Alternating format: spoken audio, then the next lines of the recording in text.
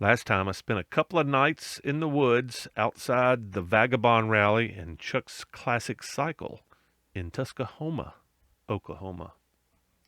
Got up the next morning and rolled up to Tulsa to see a YouTube guy that's building a steel boat. I'm proud to be an Okie from Muskogee.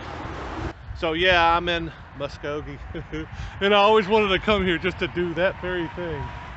But I'm on my way up to Tulsa because I wasn't really feeling the rally. It's kind of hanging out in a bar, a biker bar, smoky, too hot, too loud. It was a cool place. I love Chuck's. I hate that I'm not going to be able to hang out with the people, but I'm headed to Tulsa specifically to see a YouTuber I've been watching for, golly, 6-7 years. The channel is called svseeker, Sailing Vessel Seeker. It's a dude named Doug that is building, he's a retired database administrator that is building a research vessel, a steel boat. He is building a steel boat from scratch. And he's almost finished. Right now he's building the trailer to take this, I don't know, 70-foot boat. It's huge. Oddly, as I rolled up, it was very exciting to see the width and scale of this thing that I'd been watching on YouTube for many, many years. And I noticed Bart walking outside the boat. He recognized me as somebody that was interested in coming in, so he walked up. Been watching y'all on YouTube for several years now.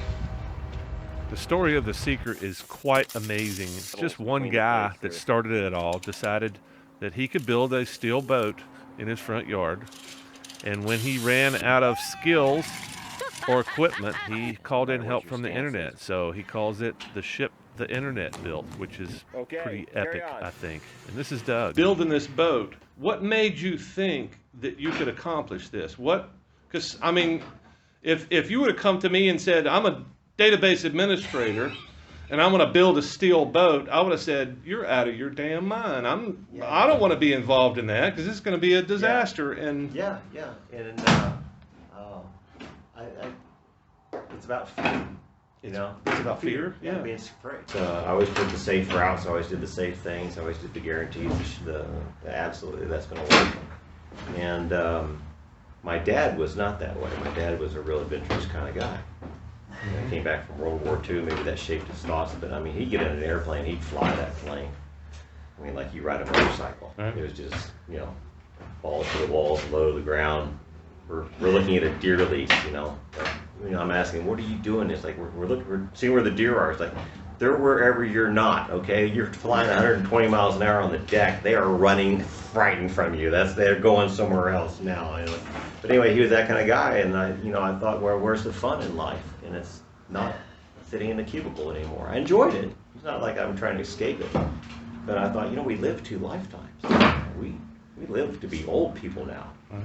So what do we do after we've spread our seed and done our thing? It's time to go out with some style. So I decided, stop being afraid. So all this thing is about trying to stop being afraid. And I thought, the guy came by to use my welder one day, and he was going to build a sailboat and sail off around the world. And that just terrified me. There's like no way I would do that.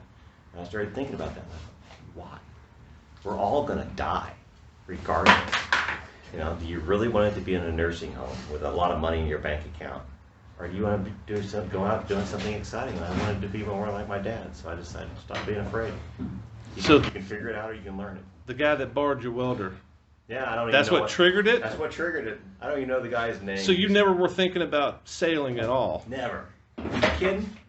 On a boat on the ocean? No way. It's dangerous. It's dangerous. You could get killed. Nuts if you do that. I'm a DBA, Yeah. I do computers. I don't do boats, But I mean, okay, so it flipped a switch. Yeah, absolutely. But how did you not talk yourself out of it, being that had spent a lifetime like I did, being safe and being reasonable and rational? I think it's memories of my dad. Okay. Yeah, the guy who would get in an airplane and not verify that it actually put fuel in that tank. Instead, just flip over to that tank, and when the airplane's engine dies, it's like, I'm looking for a place to. It's like it's jungle and mountains down there. It's like. After I left the Seeker, I headed south and east back towards Alabama, but figured I would probably wind up camping somewhere in the forest and wasn't in a real big hurry. I only had to make it halfway or close to halfway that night, so I wound up having some fun on the way back. The weather was a little bit rainy and cold, but wound up clearing. Next time, you'll see where I camped in the Wachita. See you then.